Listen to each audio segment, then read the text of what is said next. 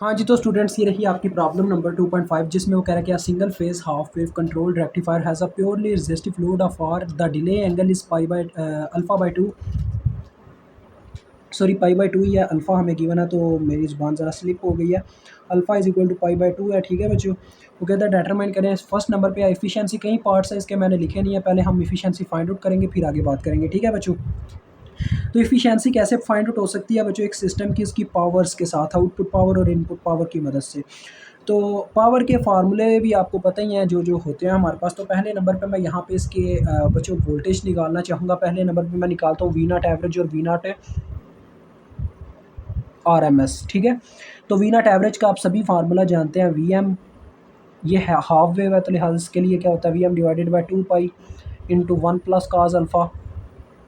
Alpha की value बच्चों direct put कर लो, तो ये आपके पास क्या आ जाएगा, ये आपके पास आ जाएगा, देखें काज अल्फ़ा पाई बाय 2 होता है बच्चों यहाँ पे 0, तो ये आ जाएगा वी एम डिवाइडेड बाई 2 पाई। तो लिहाजा 1/2 पाई करके देख लें कितना था, क्योंकि वी एम की वैल्यू आपको गिवन नहीं है तो आप इसको वी एम के बतौर वी एम ही चलने देंगे, ठीक है। या वी एस की फॉर्म में भी आप इसको लेके जा सकते हैं, क्योंकि बच्चों आप जानते हैं वी एम बराबर होता है √2 टाइम्स ऑफ वी एस, ठीक है। ये ज़्यादा बेटर रहेगा मेरे ख्याल में, तो वी एस बेटर रहेगा, तो इसको हम यही पुट करेंगे, ठीक है। यहाँ पे यानी देखो कास पाई बाय 2 ये 0 हो गया, ये मुझे 0 दे रहा है, 1 प्लस 0 1, तो ये पूरा होल टर्म ख़त्म। अब इसकी बात करूँ वी एम की, तो यहाँ पे पुट होगा √2 वी एस, तो √2 डिवाइडेड बाय हम क्या करते हैं √2 डिवाइडेड बाय 2 पाई, तो ये बच्चों मुझे मिलता है 0.2251 वी एस, ठीक है। मैंने यानी कि वी एम को वी एस की फॉर्म में कन्वर्ट कर दिया है। अब मैं वी नॉट, ये मेरे बच्चों इनपुट वोल्टेज भी कहलाते हैं। एवरेज को हम एज अ इनपुट भी कंसिडर करते हैं, क्योंकि ये एज वर्क करती होती है इनपुट पावर की फॉर्म की तरह, ठीक है। तो अगर हम आर एम एस की फॉर्म ले लेना, तो ये एज अ आउटपुट वर्क करती है वोल्टेज। तो आपको पता है इसका formula V S √of 1/2 pi into pi minus alpha होता है बच्चों, जैसा कि आप जानते हैं। तो पाई माइनस अल्फ़ा की जगह हम पुट कर देंगे पाई बाय 2 प्लस साइन 2 अल्फ़ा होता है, तो यहाँ पे भी जब पाई बाय 2 पुट करेंगे बटे में 2 ऐसे आ जाएगा। तो बच्चों ज़रा मेरी बात गौर से सुनिएगा, ये 2 से कटा, तो यहाँ पे साइन पाई रह गया। साइन पाई पे साइन 180 डिग्री पे 0 होता है, तो ये टोटली टर्म 0 हो गई। पाई में से पाई बाय 2 माइनस किया, तो यहाँ पे पाई बाय 2 ही रह गया, ठीक है।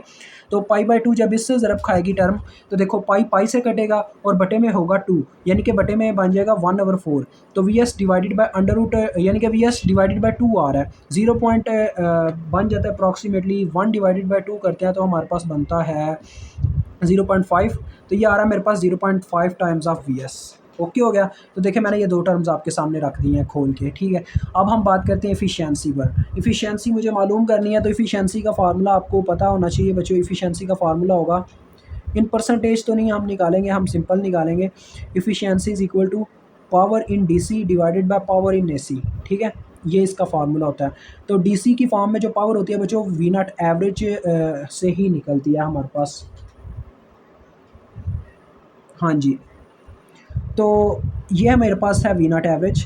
तो यहाँ पे अगर मैं गौर करूँ, तो बच्चों देखो आपको एक चीज़ समझाना चाहूँगा यार। पहले वी नॉट एवरेज यानी कि इसका फार्मूला अगर मैं अप्लाई करता हूँ, V not average divided by मेरे पास क्या आ जाएगा, देखें आपको पता है पावर के 3 फार्मूलाज होते हैं, वी इंटू आई, और दूसरा होता है हमारे पास वी स्केयर ओवर आर, तीसरा होता है आई स्केयर आर। तो मेरे पास वोल्टेज है, रेजिस्टेंस यहाँ पे एक गुमशुदा वैल्यू है जो कि मतलब अननोन है। तो मैं यहाँ पे अननोन के लिहाज से बात करूँ, तो मैं वी ओवर आर वाला फार्मूला लगाता हूँ, यानी कि V naught square over R आ गया एक तरफ, और बटे में ऐसे ही मेरे पास आ गया V not R M S का स्केयर बटा आर। तो देखो बच्चों दोनों तरफ से आर आर कटेगा और हमारे पास फार्मूला बन जाएगा। अब ज़रा वैल्यू पुट करो एवरेज का, यानी कि स्केयर, यानी कि 0.2251 वी एस का स्केयर उस वैल्यू का अलहदा से ऐसे स्केयर, ठीक है। और बटे में भी ऐसे ही आ जाएगा, यानी कि 0.5 की वैल्यू का स्केयर और वी एस का स्केयर, यानी होल टर्म का स्केयर आना था, तो मैंने दोनों का अलग-अलग कर दिया, दोनों कट गए, आपको यहाँ से एफिशिएंसी मिल जाएगी। अभी एफिशिएंसी को कैलकुलेट कर लें कितनी आती है, तो डिवाइडेड बाय जी 0.5 होल का स्केयर। तो बच्चों मेरे पास एफिशिएंसी आ रही है 0.2026। अगर आप इसको परसेंटेज में लिखना चाहते हैं, तो इस होल टर्म को आपको 100 से ज़रब देना होता है। तो 100 से ज़रब देने पे मेरे पास आती है 20.26। 7 भी कह सकते हो, लेकिन इतने ये राउंड ऑफ नहीं किया, इतना ही ठीक है। तो ये आपके पास इफिशिएंसी आ गई। अब इसका पार्ट बी बताता हूँ। पार्ट बी में वो मुझसे फॉर्म फैक्टर के बारे में पूछता है, ठीक है बच्चों। व्हाट इज़ फॉर्म फैक्टर, मैंने आज तक आपको नहीं पढ़ाया। फॉर्म फैक्टर क्या होता है? अब ये चीज़ आती है आपके जहन में और मेरे भी जहन में, तो मैं आपको बताता हूँ होता क्या। फॉर्म फैक्टर काफ़ी ईजी है बच्चों, ये इतनी मुश्किल टर्म नहीं है जितनी समझी जाती है। फॉर्म फैक्टर असल में बच्चों हम मालूम करते हैं उसी तरह से जैसे हम रिपल वोल्टेज फाइंड आउट करते होते हैं, ठीक है। Form factor is also a form of ripple factor. तो फॉर्म फैक्टर असल में होता है बच्चों हमारे पास V not R M S divided by V not average, ठीक है। ये फॉर्म फैक्टर का फार्मूला होता है, V not R M S divided by V not average. ये आपने रिपल फैक्टर के फार्मूले में भी पढ़ा हुआ है बच्चों, मैंने आपको स्टडी करवाया था जब रिपल फैक्टर का फार्मूला शुरू में आपको याद होगा। रिपल वोल्टेज भी निकाले थे, तो एक रिपल फैक्टर भी आपको बताया था जो कि हमारे पास आता था under root of V R M S over V average whole का स्केयर -1, याद है ना।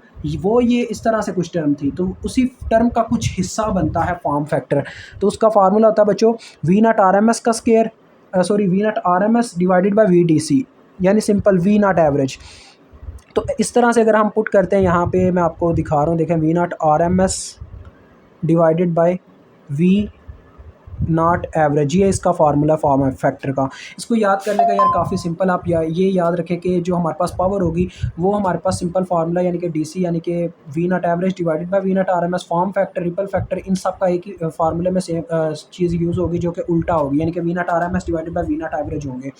तो ये आपके पास कितने थे 0.5 वी एस, और ये आपके पास था 0.2251 वी एस। तो वी एस फिर से कट गए आप इसमें, और ये आपके पास आ जाएगा बच्चों, अभी हम कैलकुलेट कर लेते हैं 0.5 डिवाइडेड बाय 0.2251, तो ये मेरे पास आता है 2.22 बच्चों। अब ये फॉर्म फैक्टर मेरे पास आ रहा है 2.22, अगर आप इसको भी परसेंटेज में लिखना चाहते हो तो इसको मल्टीप्लाई बाय 100 कर दो, तो ये आ जाएगा 222.1%, ठीक है। इसके बाद रिपल फैक्टर की बात करूँ तो रिपल फैक्टर भी आपको याद दिलाता हूँ क्या चीज़ था।